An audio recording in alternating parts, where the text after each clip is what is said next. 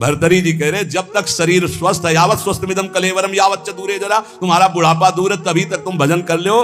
कहीं ऐसा ना हो कि आग लगने पर कुआं खोदना, मूर्खता जैसे कही जाती है, ऐसे काल भगवान तुम्हारा सर्वस्व नाश कर दे और तुम भगवान का भजन नहीं कर पाए तो तुम्हारा जीवन व्यर्थ चला जाएगा। इसलिए सब इस सत्संग जो सुनाया जा रहा है उसका सार है, कोई तुम्हें प्यार नहीं करता, यहां कोई तुम्हारा नहीं, एकमात्र श्री भगवान का आश्रय लेकर सबकी सेवा करो। तो कह रहे रूप विभव पद प्रतिष्ठा ये तुम्हें भगवत प्राप्ति नहीं कराएगी, नहीं, यही सर हो, भजन नहीं करोगे तो वहां थोड़ी सर माने जाओगे। नहीं, जब मुजरिम बना करके तुम्हें ले जाया जाएगा तो वहां साहब वाली थोड़ी मिलेगी। देवराजेंद्र के पद में है, त्रिभुवन के सर हैं, और फिसल गए तो सर्प बनाए गए। अब सर्प बन के वहां देवता थोड़ी उनको सर बोल रहे, नहीं नहीं, वो तो भूखे प्यासे तड़प रहे, कभी कोई फंस गया तो लील गए तो पेट का पोषण हुआ। महाराज नहुष इसलिए कह रहे कि रूप अभी भवई, बड़े रूपवान, बड़ा वैभव, बड़ा किस काम में आएगा। किसी बात का गर्व मत करो, जवान हो, रूपवान हो, बलवान हो, ये 4 दिन की चांदनी, फिर ऐसा समय आएगा कि अकेले उठकर सीढ़ी भी नहीं चढ़ पाओगे। जब हम हर चीज का मनन का स्वभाव रहा है, इसलिए ये जो महापुरुष कह रहे हैं से किम दानम, क्या तुम्हारे पास दान देने की सामर्थ्य। हर समय वासना का भूत चढ़ा रहता है, तू दानी, दानी तो हरि है, सबसे बड़े दाता, अनंत ब्रह्मांडों को दे रहे हैं, तुमको क्या दे दोगे, भगवान को क्या दे दोगे। बहुत विचित्र। और अगर बढ़िया दानी भी हो तो कोई खास बात नहीं, जरा सी बात बिगड़ गई तो गिरगिट बन के कुआं में पड़े थे महाराज नृग। ये दानियों में बड़े बड़े याज्ञिक को, बड़े बड़े तपस्वी जिस पद की पूजा करते हो देवराज इंद्र का पद है, वहां दुर्दशा क्या होती तुम्हें क्या पता। जब वैसे तो बहुत महिमा है, लेकिन जब देखो ना शास्त्रीय दृष्टि से तब पता चलेगा। इसीलिए श्रीपाद बोल रहे हैं किम विद्या किम कुलम किम शील रूप विभवई किम दान किम यज्ञादि और किम विख्याति सतई। तुम्हारा बहुत यश है तो किस बात का, अगर भजन नहीं है, हो गया पुण्य प्रताप से यश होता है, पूर्व का पुण्य जो है वो यश फैलाता है। अगर वर्तमान में भजन नहीं तो वो खत्म हो जाएगा जाना, तो ऐसे ही जैसे हाइड्रोजन नहीं फ्यूज हो जाता है, ऐसे होते रहते हैं। पूरा विश्व जय जय जय, फिर उठा के नालियों में फेंक देते छवियां।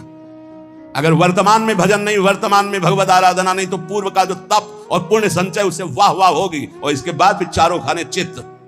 ये माया है, बर्दाश्त किसी की नहीं करेगी। और अगर भजन वर्तमान में हो रहा है, नाम जप, वर्तमान शब्द पर ध्यान दीजिए, वर्तमान में तुम्हारा चरित्र पवित्र है, तुम्हारा नाम जप हो रहा है, तो बिस्तर सब जग विमल कीरति, साधु संगति ना टरे, बास वृंदा विपिन पावे, श्री राधिका जो कृपा करे।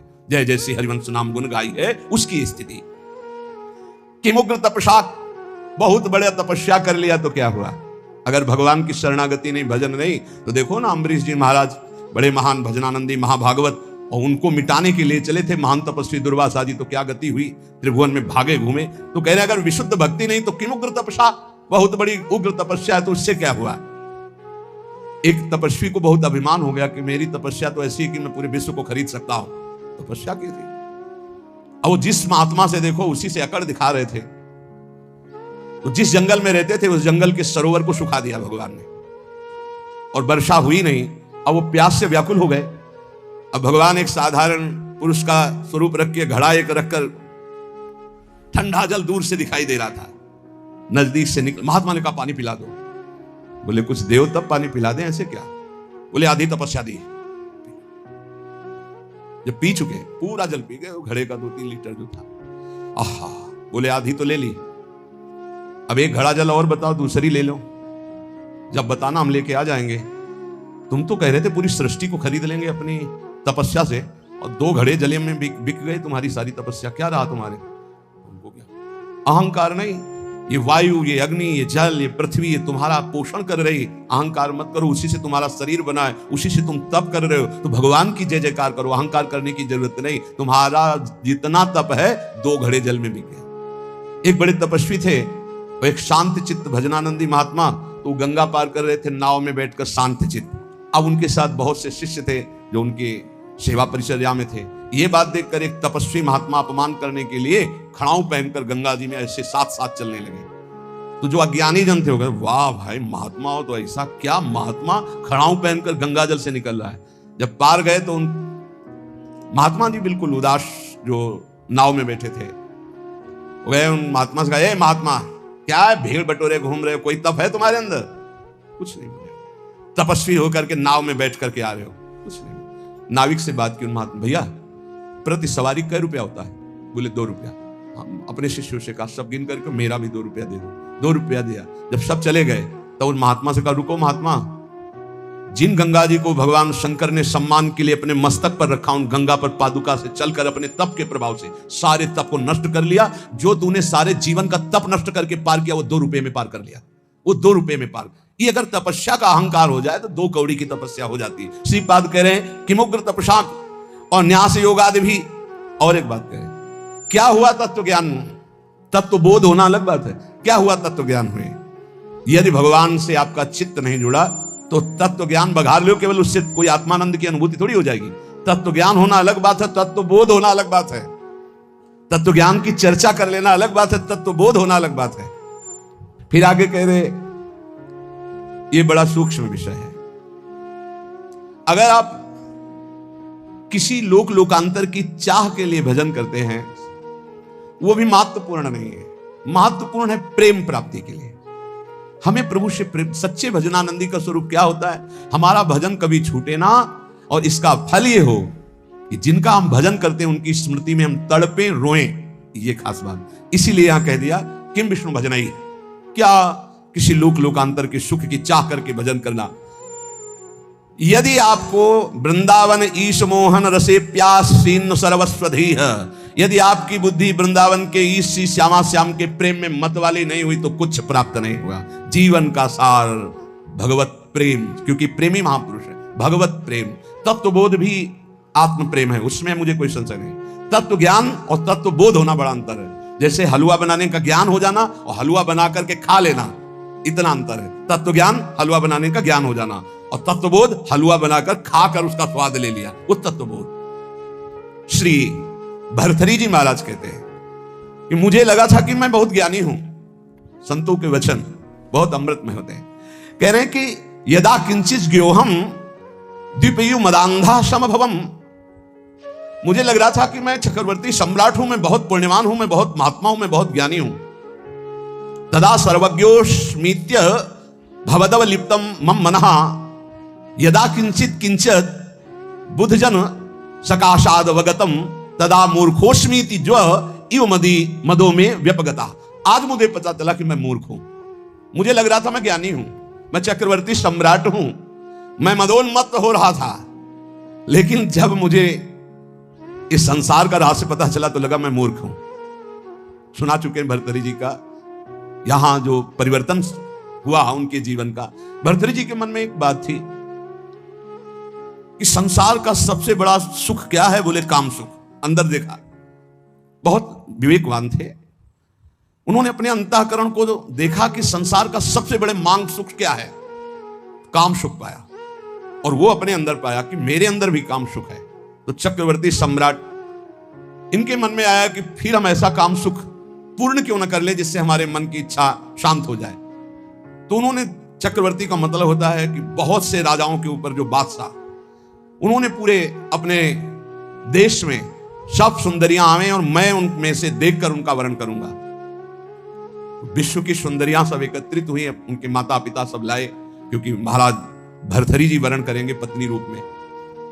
सबको देखा, एक पिंगला नाम की सर्वांग सुंदरी भरथरी जी की वहां जम गई और कहा कि आप मुझे अपने पति रूप में स्वीकार करेंगे। तो उसने कहा हमारा अहोभाग्य। बहुत भागवतिक रीति से जो शास्त्रीय पद्धति है, पाणिक ग्रहण संस्कार हुआ। अब ये तो जो भागवतिक पुरुष होते हैं उनके स्वभाव में कुछ अलगाव होता है संसारिक पुरुषों से। वो जिस पे लगेंगे एकदम तन्मय होके लगेंगे, जिस पे लगेंगे। अगर वो भोग में भी लग गए तो उनके जैसा कोई नहीं होगा। आसक्त पुरुष मतलब ऐसा कोई विषयी पुरुष नहीं होगा, स्वभाव होता है। रूप में आसक्त हो गए तो ऐसे आसक्त हो गए, ऐसा कोई संसार में नहीं होगा। भोग में आसक्त हो गए तो ऐसा कोई दूसरा नहीं होगा, और विरक्त हो गए तो ऐसा कोई दूसरा विरक्त, मतलब उनका एक स्वभाव होता है। जैसे पत्नी में आसक्त हैं तो छाता लेकर बाजार वो स्वयं नहीं जा सकते क्योंकि अदर्शन हो जाएगा। तो पत्नी चल रही सीधे में, वो चल रहे उल्टा में, संसार हंसे तो ऐसा करे वाले समय पत्नी के मुख में, दृष्टि पत्नी के मुख में। वही महाभागवत हुए, क्या नाम, धनुर्दास जी, क्या नाम था, धनुर्दास जी नाम, बहुत बड़े महापुरुष हुए भी, क्योंकि वो सीधा आसक्ति रंगनाथ जी से। तो ऐसा होता है। भरथरी जी एक बहुत बड़े महापुरुष हैं। अब जीवन का राग उनके हृदय में काम में देखा कि काम स्त्री आसक्ति, विश्व सुंदरी, सर्वांग सुंदरी पिंगला। उन्होंने ऐलान कर दिया राजकाज विक्रमादित्य देखेंगे, मैं इस बात का अनुभव करूंगा कि क्या सुख इसमें है। क्योंकि बताया ना, अलग खोपड़ी होती है। जो भागवतिक महापुरुष होते हैं उनका चिंतन ही अलग होता है। बड़ी ही सुंदर पत्नी बिल्वमंगल जी की, पातिव्रत धर्म से, एक बार नहीं देखा। वो आसक्त चिंतामणि में तो आसक्त अलग खोपड़ी होती है। अब रात दिन केवल महाराज भर्तहरि और पिंगला, और हर खान पान की व्यवस्था, बस पर्दे के अंदर सामग्री रख दो, जाओ। कोई प्रश्न उत्तर नहीं, कोई राष्ट्र की बात नहीं, कोई समाज की बात नहीं। ये अनुभवी जैसे वैज्ञानिक नहीं होते कि जब जिस विषय का शोध करना होता है तो बस उसी में पूरा चित्त लगा देते हैं। समय कट रहा था और मन की चाल होती नवम नवम नवम। मन कभी एक में रमण करने के लिए बहुत काल तक राजी नहीं होगा, उसकी चाल होती नवम नवम भोग। एक दिन पिंगला अपने महल के पीछे की खिड़की खोल करके ऐसे ही देख रही थी तो देखा अश्वपाल, हजारों घोड़ों की देख रेख करने वाले सेवकों का स्वामी, हष्ट पुष्ट ऐसे। अचानक दृष्टि उसकी पड़ी, दूसरे से नमन किया, क्योंकि महारानी देखते ही आसक्त हो गई पिंगला। अब विचार कीजिए, चक्रवर्ती सम्राट महाराज भर्तहरि से भला वो अश्वपाल किस योग्य, चित्त पूरा आसक्त। अब मिलन शुरू हो गया और राजकाज विक्रमादित्य को दे दिया था। विक्रमादित्य बहुत प्रवीण थे। उन्होंने कहा कि शास्त्र प्रमाणित, किसी का भी मन कभी भी कहीं भी विचलित हो सकता है, इसलिए मेरे भाई इस समय सुध में नहीं है, इसलिए गुप्तचर रूप से दास दासियां हर समय तैनात कि कहीं हमारे महाराज को किसी भी तरह की हानि ना हो जाए। सूचना मिली कि हानि प्रारंभ हो चुकी है। एक अश्वपाल एकांत में महारानी से मिलता है। महाराज दिन में शयन करते हैं, उस समय वो मिलती है। पूरी बात पक्की जब देख ली तब भर्तहरि जी को सूचना दी कि महाराज विक्रमादित्य आपसे मिलना चाहते हैं। बहुत प्रवीण थी पिंगला, तुरंत समझ गई। हमें लगता है हमारी बात उन तक पहुंच गई। उनका महाराज, मैं आपके भाई की एक बात कहना चाहती हूँ कि उनकी दृष्टि हमारे ऊपर बहुत गलत है। उनका महल से तो निकलती नहीं, गलत कैसे हो गई? तो उनका खिड़की पे खड़ी थी, वो घोड़ों की देखरेख करने वाले अश्वपाल के पास गए थे, वहां से मुझे देखा तो फिर मुझे बुलाया, मैं उनके पास गई। उनका इरादा ठीक नहीं था, इसलिए हमने कुछ कड़वे वचन कहे, क्षमा करें आपके भाई हैं लेकिन उनकी आदत बहुत खराब है। उनका ऐसा विक्रमादित्य कर सकता है? जान न जाए, ये भगवान की माया विचित्र है। विक्रमादित्य बोले भ्राताश्री आपके साथ छल हो रहा है। बोले हाँ मुझे पता है छल हो रहा है, तुम्हारे जैसा नीच भाई होगा तो छल क्यों? यही बताने आए हो ना कि पिंगला आचरणहीन है। भाई आपको पता है? बोले पता है हमें कि तू आचरणहीन है। मेरा आदेश है कि ऐसे भाई को नगर से निष्कासित कर दिया जाए, कभी हमारे नगर में मुंह मत दिखाना। इतने आसक्त थे पिंगला पे भर्तहरि जी महाराज। विक्रमादित्य कुछ बोल ही नहीं पाएगी। ये क्या, बड़े बड़े जो मंत्री थे उन्होंने बोलने की हिम्मत नहीं रहेगी कि जब भाई के प्रति ऐसा, इनका तो कोई नहीं बोल पाया और निकाल दिए गए। पर मंत्रियों ने उनको सुरक्षित रखा। एक दिन जब असलियत का पता चलेगा तब ये रोएंगे, उसी समय मैं आपको सामने पेश करूंगा। अब भगवान कोई ऐसा ना सोचे कि पाप कर्म दबा रहेगा, वो ऊपर उठता है, अपना प्रभाव दिखाता है। एक नगर का ब्राह्मण गरीब तपस्या कर रहा था महाराज देवराज इंद्र की मंत्र से, उनकी इस बात के लिए कि मुझे धन मिले, मैं गरीब हूं, जिससे हमारा परिवार सुखी हो जाए। बहुत तप किया तो देवराज इंद्र प्रकट हुए, कहा अमर फल लीजिए, और अंतर ध्यान हुए। वो बात करे करे तेरे अंतर ध्यान, तो उनका अमर फल लेके क्या करूं? वैसे दरिद्र गरीब ब्राह्मण हूं, अमर होकर के क्या करूंगा? तब विचार आया कि अगर ये अमर फल महाराज भर्तहरि को पवा दे तो धर्मात्मा वीर राजा वो अमर रहेगा, हमारे देश की सुरक्षा होगी और मुझे धन मिल जाएगा। ये अच्छा लगा। वो गए, महाराज की जय जयकार। पहले राजाओं के दरबार में या महल में ब्राह्मणों के लिए, ऋषियों के लिए, महात्माओं के लिए निषेध नहीं था, उनके लिए नहीं था कि हम आज्ञा लेकर आए।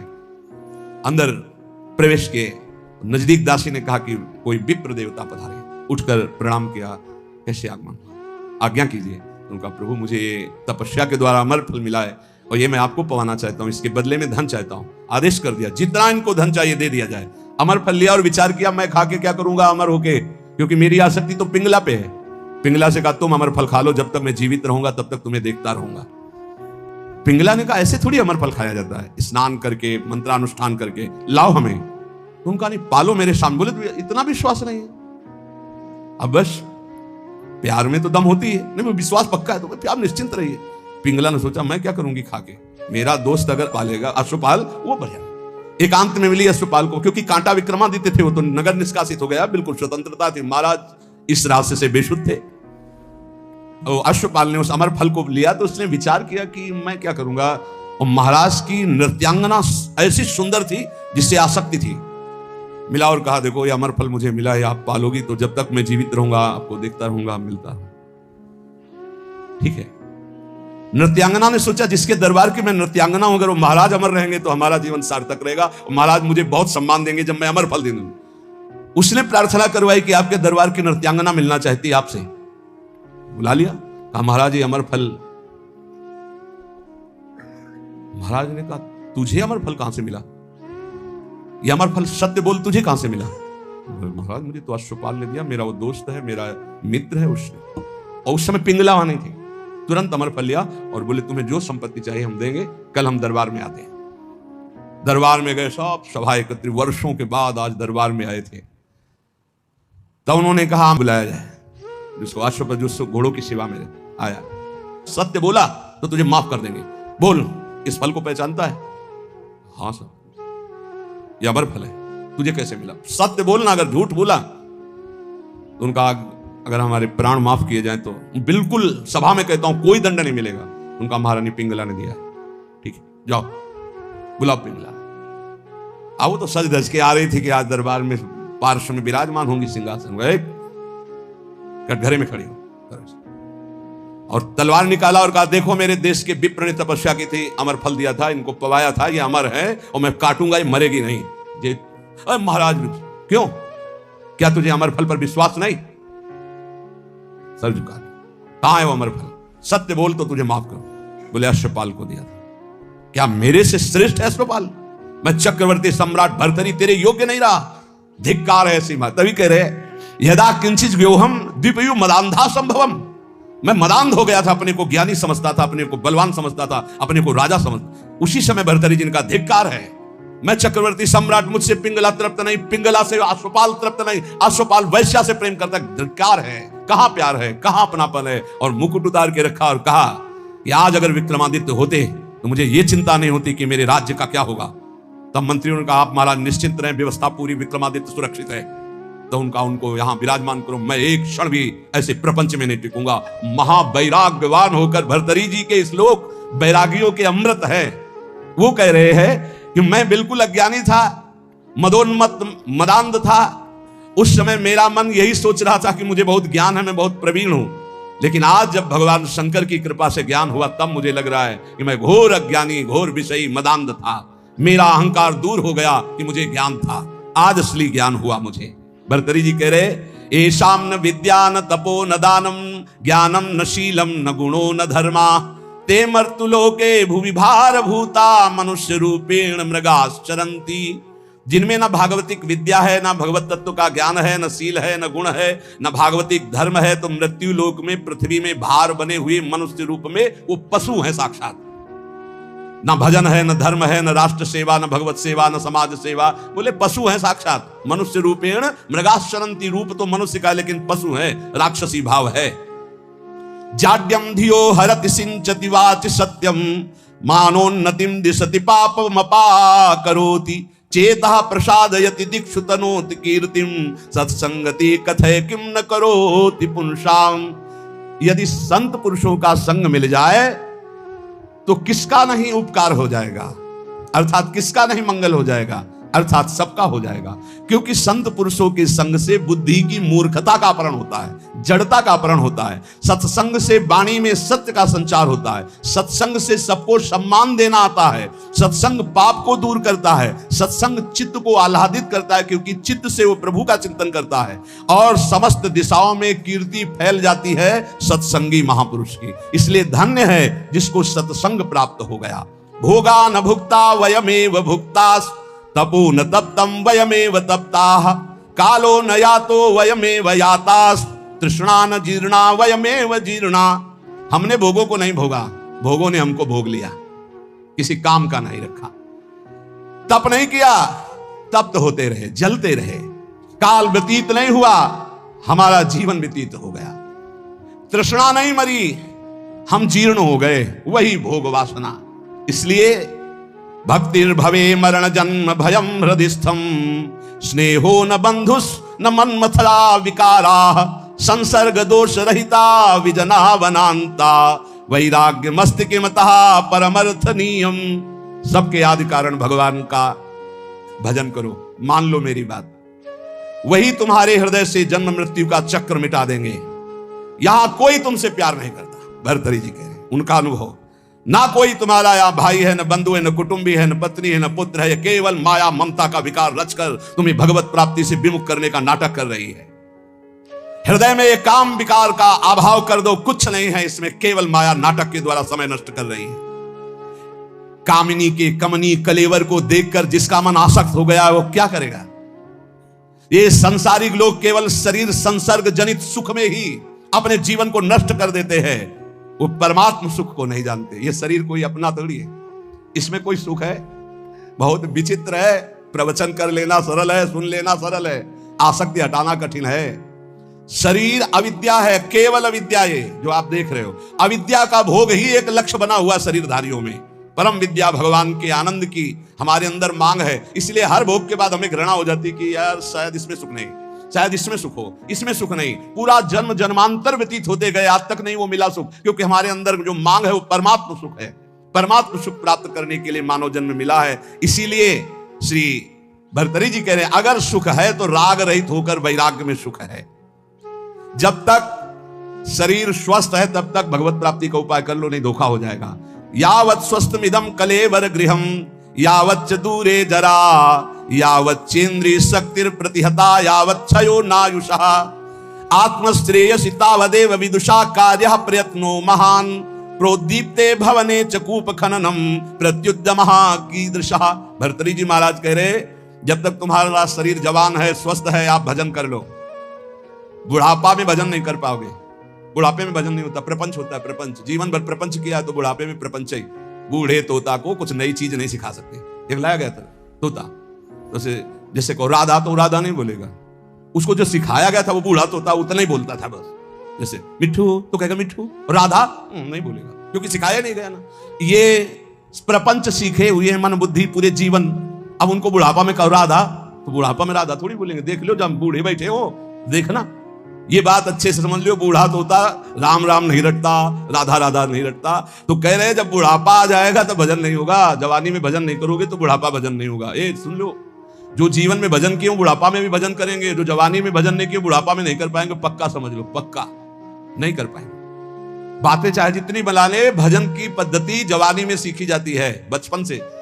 ये बहुत बढ़िया कृपा हो गई, आप लोग सब नौजवान भजन में लगे हो। अगर इस समय अपनी निरंतर भजनाकार वृत्ति कर लो ना, तो जैसे आगे चल करके भजन करना थोड़ी पड़ता है, नहीं वो चलता रहता है। बड़ा आनंद, क्षण क्षण रुदन करन, ऐसा आनंद प्रकट होता। मान लो जो आनंद की खोज कर रहे हो कहीं नहीं, सिर्फ भजन में मान लीजिए, प्रार्थना मान लीजिए, सब सुख आपको घेर लेंगे। क्योंकि माधव की चेरी माया है, और आप माधव का भजन करते हो तो माया आपकी सेवा में हो जाएगी, और माया की तरफ माधव को छोड़कर चलोगे फिर नहीं चल पाओगे। पक्का समझ लीजिए, अगर हरि को छोड़कर तुम माया को भजना शुरू कर दोगे तो कुछ छात नहीं लगेगा। हरि को पकड़ लोगे तो, पर हरि को कोई नहीं पकड़ रहा चाह। पक्का बहुत बड़ी माया के प्रभाव, प्रलोभन प्रवृत्ति है, हरि को एक क्षण में छोड़ देगी। एक बार नारायण भगवान ने कहा लक्ष्मी जी से कि देखो प्रभाव तो हमारे ही जोर का है। तो लक्ष्मी जी ने कहा वैसे हम आपके ही प्रभाव से प्रभावित है, लेकिन दुनिया में हमारा ही प्रभाव है। बोले हमारा तो विश्वंभर नाम है, पूरे विश्व का भरण पोषण तो मैं करता हूं। विनोद हो रहा था लक्ष्मी नारायण जी का। तो लक्ष्मी जी ने कहा जहां चाहो तहां तुम अपना प्रभाव दिखा के देखो, फिर हम अपना प्रभाव दिखा के अगर आपको हटा ना दे तो बताना।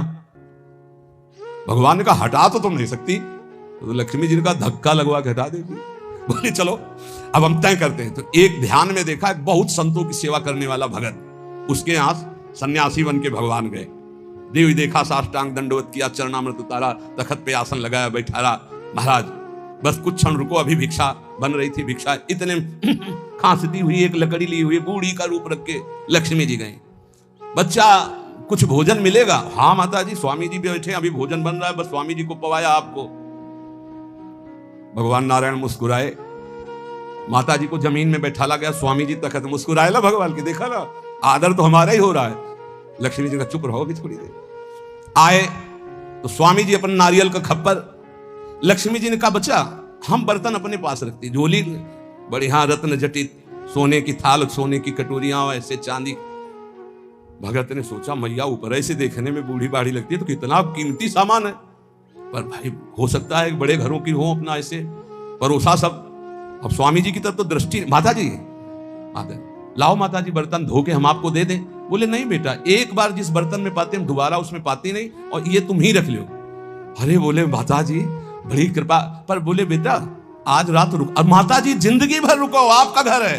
पर बोले जहां सन्यासी रुकते हैं वहां में, ए स्वामी जी आप चलो। बोले नहीं बेटा रात तो रुक ले। बोले नहीं, देखो स्वामी जी मतलब समझ जाओ आप बस हो गई हमारी श्रद्धा। लक्ष्मी जी मुस्कुरा के प्रभु इशारे से और आगे बढ़े, इशारा कर देंगे तो धक्का मार के निकाल देगा आपको। बोले नारायण नारायण, अच्छा भाई चलते हैं हम। और जो ही हो गए सो लक्ष्मी जी गायब। भला नारायण के बिना लक्ष्मी जी का स्वयं का वाहन उल्लू है, उल्लू बना दिया उसको। ना वो बर्तन रह गए और ना वो बुढ़िया रह गई। समझ लो नारायण को भी धक्का लगवा दे, ऐसी माया है ये। जब तक अज्ञान है, अविद्या है, मूढ़ता है, तब तक भागम भाग मचा हुआ है। ये भोग लूं, ये संपत्ति समेट लूं और फिर सब कुछ यहीं छुड़ा के काल फिर अपने काल पाश में बांधकर उसको नवीन योनि में डाल देता है। थोड़ा तो विवेक लगाइए, आपका जीवन स्थायी नहीं है, आप यहां चिरस्थायी नहीं रह सकते, क्योंकि ये सब परिवर्तनशील अशाश्वतम, स्वयं श्री भगवान के वचन। ये जो तुम आनंद सागर का त्याग करके क्षुद्र भोगों में पतित हो रहे हो, तुम्हारा जो पद है उसे पहचानो, उससे तुम भ्रष्ट हो रहे हो। जो अगर विषयों का सेवन करते हो, अधर्म परायण आचरण, पाप प्रवृत्ति का चिंतन, तुम अपनी महिमा से भ्रष्ट हो रहे हो। तुम्हारा बहुत ऊंचा स्वरूप है, तुम बड़े महान के अंश महान हो। जागो जागो, इस स्वाप्निक जगत के खेल से जागो। ये सब स्वाप्निक है। उमा कहूं मैं अनुभव अपना, सत हरि भजन जगत सब सपना। ये स्वप्न है और तुम स्वाप्निक पुरुष हो, स्वप्न देखने वाले हो, इसीलिए तुम्हें सत्य भास रहा है। जहां जग जाओगे तो ये पूरी सृष्टि जो तुम्हें जड़ चैतन्य गुण दोष में दिखाई दे रही, ये है ही नहीं। जैसे स्वप्न में देखा हुआ पूरा का पूरा स्वप्न कुछ भी सत्य नहीं, कुछ भी। न वो बाजार, न वो वस्तु, न व्यक्ति, न दुश्मन, न मित्र, न परिवार, न सुख, न दुख। जो सपने सिर काटे कोई, बिन जागे दुख दूर न होई। जगा तो न काटने वाला न कटने वाला। अय मूढ़, महानंद रस का त्याग करके क्षुद्र विषयों की तरफ जो तेरी चेष्टा है, तेरा चिंतन है, पतद्वे, ये तुझे पतित कर रहा है। तू जान नहीं पा रहा अविद्या की चाल, अविद्या ग्रसित इंद्रिय मन बुद्धि, ये तुझे फंसाकर स्वरूप से पतित कर रहे हैं, परम पद से पतित कर रहे हैं।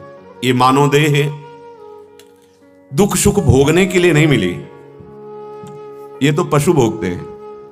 प्रारब्धानुसार दुख आया भोगा, सुख आया भोगा। हम केवल दुख सुख भोगने के लिए नहीं आए हैं, प्रत्युत दुख सुख को मिटा करके महाआनंद प्राप्त करने के लिए, भगवत साक्षात्कार करने के लिए, तत्व बोध करने के लिए मानव देह मिला है। ये बहिर्मुख लोग नहीं जानते हैं, इनको तो भगवान पे विश्वास भी नहीं है कि हैं भी कि नहीं। प्रश्न करते हैं हमने तो देखा नहीं भगवान को, फिर क्यों नाम जप करें, क्यों उन पर श्रद्धा करें, देखा ही नहीं। तो प्यारे ईमानदारी से बता, तू अपने को देखा है? फिर भी तू है और शरीर को प्यार कर रहा है मैं मान करके। अरे अज्ञानी, तू अपने को देखा है? फिर भी पूरा जाल फैलाए हुए है, ये अमुक अमुक अमुक। अरे नाटक मत कर, है को स्वीकार कर। जैसे तेरी सत्ता है पर तू अपने को नहीं जानता, तो तू जिसका अंश है उसको कैसे जान जाएगा? अंशी को नहीं जाना, मान गए, नहीं देखा मान लिया, लेकिन तू अंश है, जाना तू कैसा है? बोले हाँ गोरे हैं, काले हैं, तगड़े, ये तो ढांचा है, ये तो तेरी पोशाक है। अज्ञानी, कैसे भगवान को भजे? तू अपने को जानता है? नहीं जानता है। तू जिससे प्यार करता है जानता है? नहीं जानता है। तो अज्ञानी केवल बातें बनाने से थोड़ी होता है। हम भगवान के अंश हैं, इसका प्रमाण है। हम मरना नहीं चाहते क्योंकि हमारा अंशी अविनाशी है, तो हम अविनाशी हैं। शरीर को स्वीकार करके भ्रम हो गया तो हम मरने से डरने लगे। मरना हमारे जीवन में है ही नहीं। मैं अविनाशी हूं, क्योंकि अविनाशी का अंश अविनाशी ही होता है, और सब मरने से बचना चाहते हैं। प्रमाण है कि तू भगवान का अंश है। सब दुख नहीं चाहते, सुख चाहते हैं, क्योंकि भगवान सुख सिंधु है, तू उनका अंश है, इसलिए तू अथाह सुख चाहता है, इसलिए तू भगवान का अंश है। तू सबसे बड़ा बनना चाहता है, कोई भी हो किसी भी मार्ग का, वो सबसे बड़ा बनना चाहता है, क्योंकि सबसे बड़े के तुम अंश हो, इसलिए तुम सबसे बड़ा बनना चाहते हो। भगवान कृपा करे और ये बुद्धि शुद्ध हो जाए। ये बुद्धि ही अशुद्ध हो गई है। हमारा मानव देह केवल दुख सुख भोगने के लिए नहीं है, तो पशु भोगते हैं। दुख सुख मिटा करके महा आनंद परम शांति प्राप्ति के लिए हमारा मानव देह है। अगर अनुकूल वस्तु व्यक्ति परिस्थिति आदि के होने में तुम सुख का भोग करोगे, तो तुम्हें जबरदस्ती प्रतिकूलता, अपमान, निंदा इनका भोग करना पड़ेगा। रोओगे, डिप्रेशन में पहुंच जाओगे। गलती कर रहे हो। अनुकूल परिस्थिति का सदुपयोग कर लो तो प्रतिकूलता तुम्हारा स्पर्श ही नहीं कर पाएगी, पक्का। यम ही न व्यथ्यन्ते ते पुरुषम पुरुषर्षभ शम दुख सुख धीरम सोमृतत्वाय कल्पते। हे पार्थ, हे अर्जुन, जो धैर्यवान पुरुष, ये धैर्य उसी के हृदय में आएगा जिसके ये विवेक जागृत हो गया है कि संसार में सुख नहीं है, संसार में कुछ भी सत्य नहीं, सब परिवर्तनशील, नाशवान, स्वाप्निक है। वो सह जाएगा, मुस्कुरा के सह जाएगा। और जो इसे सत्य मानता है वो कभी सह नहीं पाएगा। मिलना सह नहीं पाएगा, बिछुड़ना सह नहीं पाएगा, अनुकूलता सह नहीं पाएगा, हर समय फूल जाएगा, तो प्रतिकूलता सह नहीं पाएगा। उतनी जोर से प्रतिकूलता उसे दुख प्रदान करेगी। प्रतिकूलता आए तो प्रसन्न हो जाओ, तुम पवित्र किए जा रहे हो, तुम्हारे अशुभों का नाश हो रहा है। अब आगे महामंगल मोद आने वाला है, आनंद आने वाला है। अनुकूलता आवे तो सावधान हो जाओ, भोग मत करो, उसको बांटो, उसको दूसरों के सुख में लगा दो।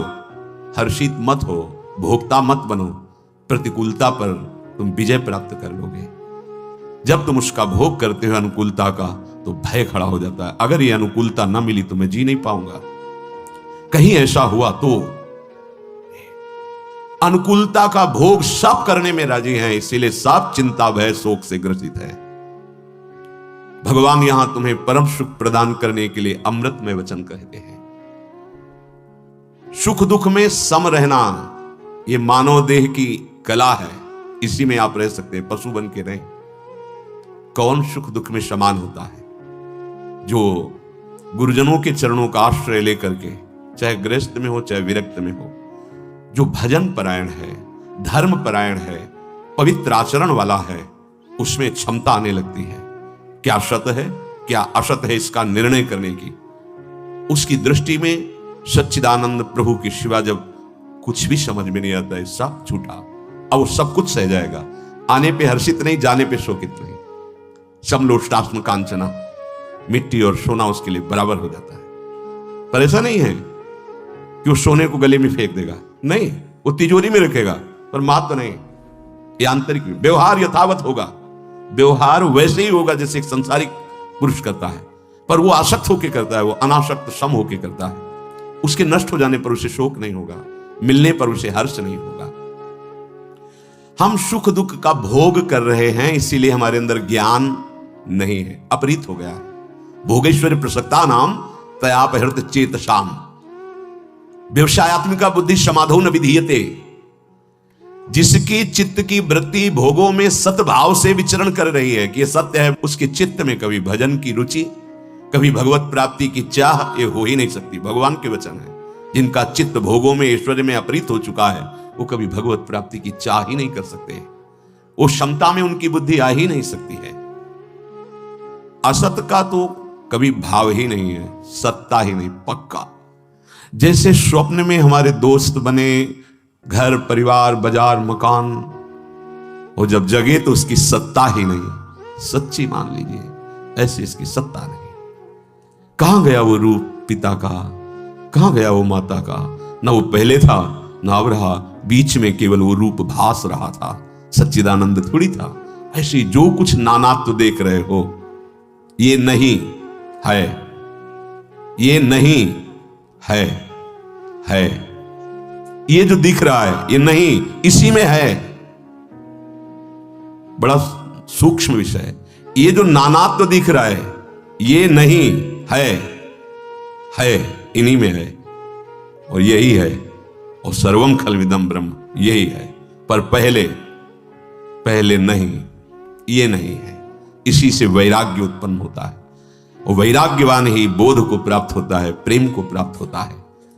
श्री भगवान कह रहे हैं ये जो तुम देख रहे हो शरीर और ये सब, ये पहले नहीं थे। जब हम बार बार कहते हैं कि सावधान, यहां कोई किसी से प्रेम नहीं करता, तो कुछ अज्ञानी वृत्ति से युक्त कहते हैं कि प्रेम तो भगवान का स्वरूप है, आप ही वर्णन करते हैं। फिर अगर हम किसी से प्यार करते हैं तो आप उसे निषेध क्यों करते हैं? आप उसे प्रेम क्यों नहीं मानते हैं? इसलिए नहीं मानते हैं कि बिना जाने प्रीति नहीं होती। ना तुम शरीर को जानते हो और ना तुम स्वरूप को जानते हो, केवल तुम अपनी वासना को जानते हो कि इसमें सुख है। अपनी सुख वृत्ति से जो लगाव किया जाता है उसे काम कहते हैं। अपनी सुख वृत्ति से जो लगाव किया जाता है उसे मोह कहते हैं, उसे स्वार्थ कहते हैं, उसे राग कहते हैं, प्रेम नहीं कहते। प्रेम कामना रहितम, प्रेम गुण रहितम। आप गुण देख के प्यार करते हैं, रूप है, अनुकूल है, सुख मिलेगा, अंदर की वृत्ति नाप लो, ये प्रेम नहीं है। तत्सुख सुखित्वम प्रेम। यहां स्वसुख वांछा से हम आगे बढ़ रहे हैं, प्रेम नहीं है, ये काम है, ये अंधकार है, ये मलिनता है।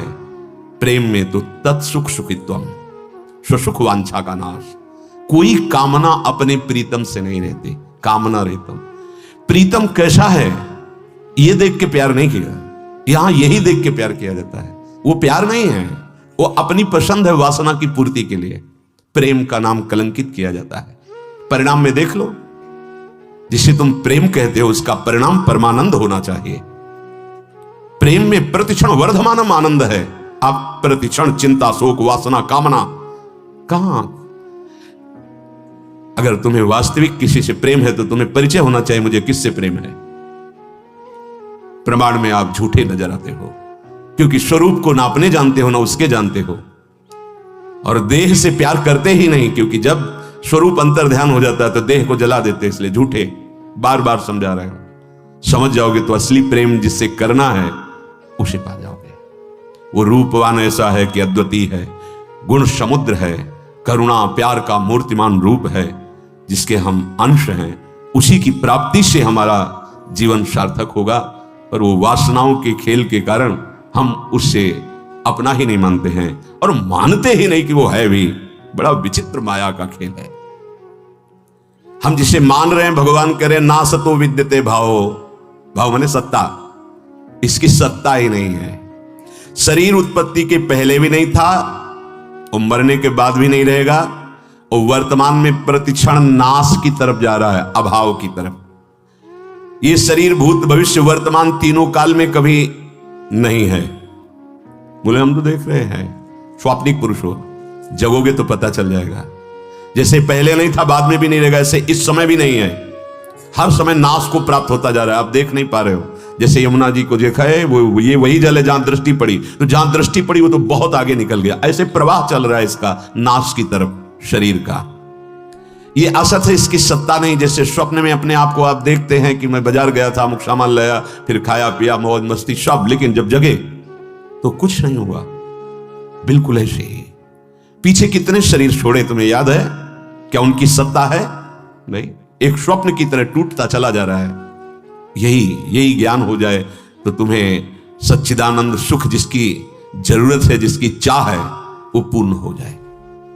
तीनों कालों में इस शरीर की सत्ता नहीं है, ना भूत में, ना भविष्य में, न वर्तमान में। और सत्ता जिसकी है उसका कभी अभाव नहीं है।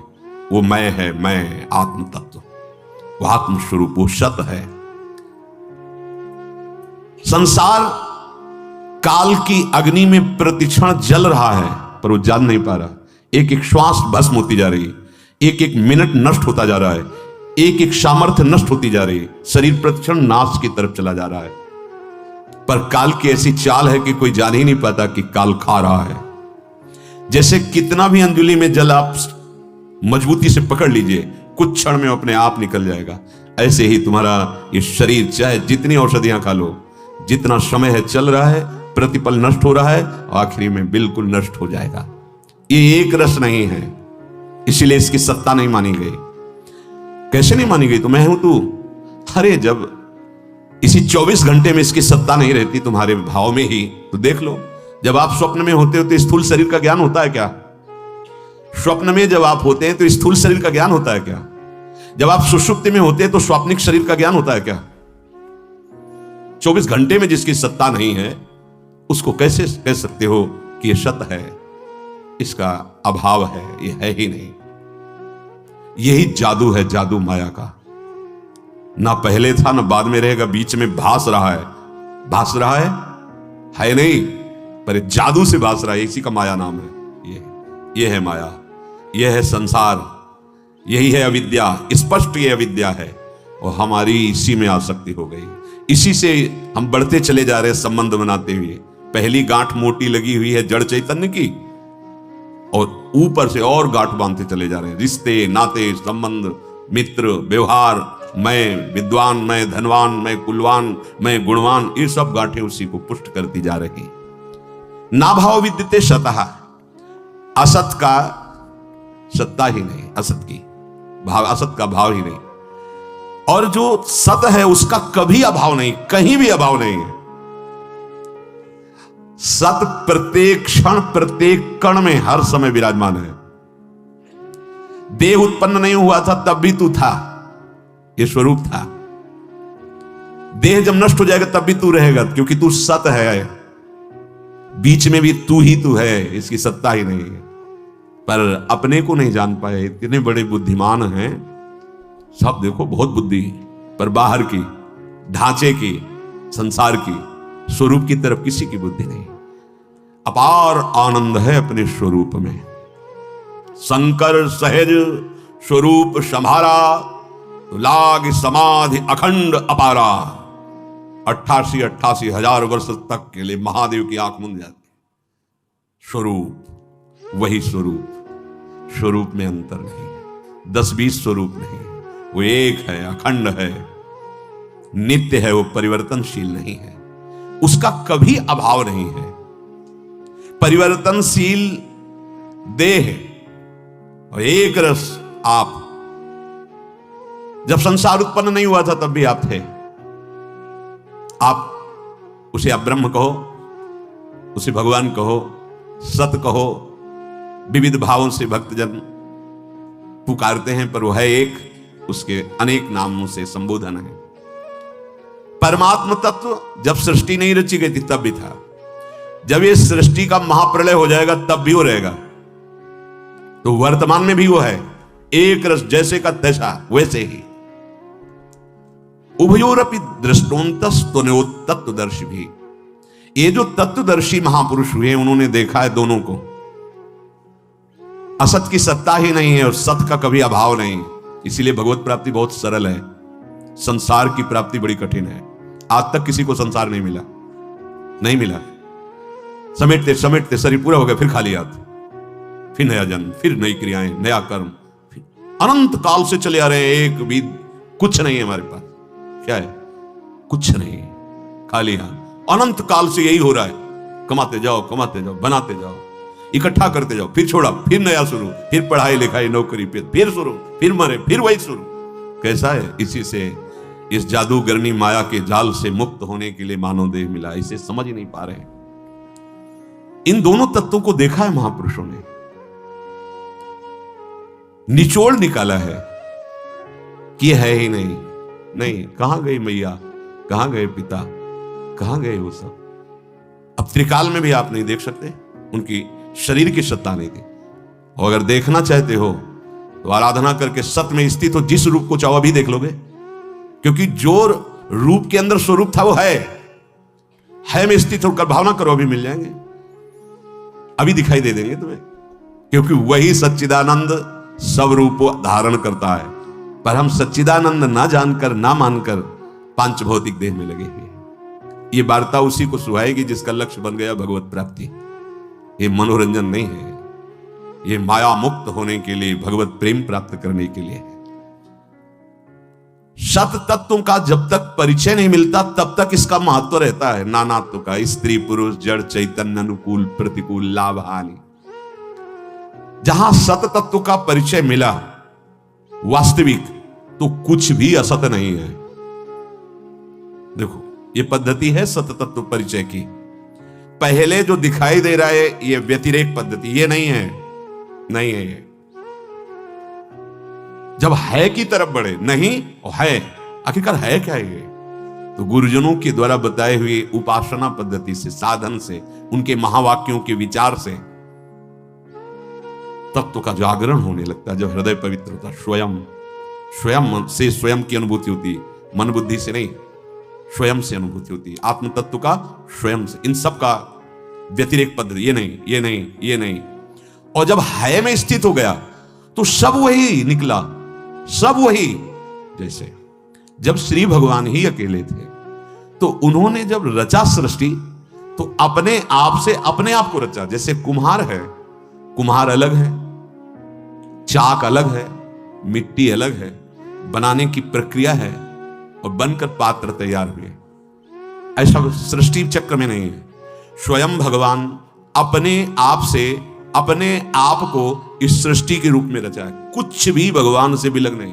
पर ये पहले नहीं, शुरुआत यहां से की जाती, ये नहीं, ये नहीं, तभी राग रहित हो गए। वैसे ही राग है और राग पुष्ट कर लोगे तो बात। राग से विराग, विराग से अनुराग, अनुराग में सब मेरा प्रभु है, ऐसा अनुभव। जब तत्वदर्शी महापुरुषों ने देखा तो असत कुछ है ही नहीं, केवल प्रभु। कैसे? जैसे कंगन, नथनी, बाला, हार, करधनी, ये नाम और वो रूप। करधनी ऐसी, कंगन ऐसा, कुंडल ऐसा, ये नाम रूप देखते हैं तो कई नाम हो गए, कई आकृतियां हो गई। लेकिन जो स्वर्णकार है वो केवल स्वर्ण देखता है। इन नाम रूपों की कीमत नहीं। एक बार एक भगत को बहुत अर्थ की आवश्यकता हुई, वो श्री गणेश जी और उनकी सवारी चूहा, दोनों को स्वर्णकार, हमें अर्थ चाहिए किसी कार्य के लिए, उसके पास, और दोनों स्वर्ण के थे। तो उसने चूहे की कीमत ज्यादा और गणेश भगवान की कीमत कम की। तो उसने कहा ऐसा कैसे कह रहे हो? गणेश जी की सवारी चूहा है। गणेश, उन्होंने कहा हम गणेश जी और चूहा नहीं, हमारा कांटा स्वर्ण बन, स्वर्ण में चूहा वजनदार है तो पैसा ज्यादा मिलेगा उसका। स्वर्णकार वहां नाम रूप भगवान का नहीं देख रहा है, वो सोना देख रहा है। हम भाव से देखते हैं, ये मेरे प्रिय, मेरे अप्रिय, ये दुश्मन, ये मित्र, ये ऐसा, ये ऐसा। तत्व ज्ञानी जो जौहरी है उस तत्व को देख रहा है, उसके सिवा कुछ नहीं है। ये पंचभूत भी ब्रह्म है।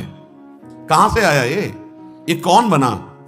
स्वयं भगवान सब कुछ बने। बस ये पहले नहीं, फंस जाओगे।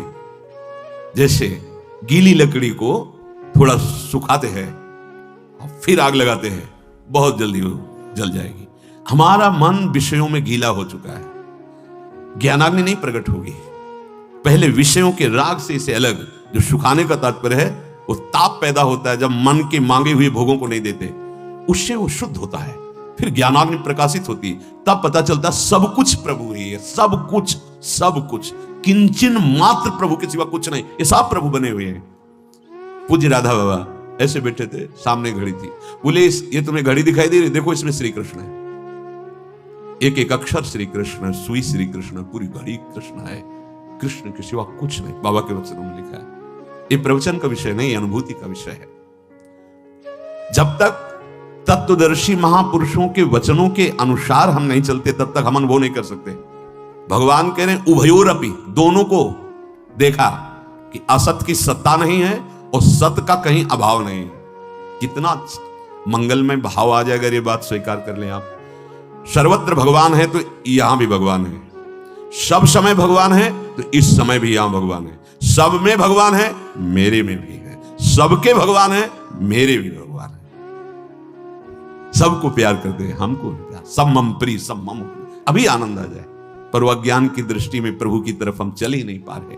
महापुरुषों ने देखा कि केवल सत विराजमान है, सत के सिवा कुछ नहीं।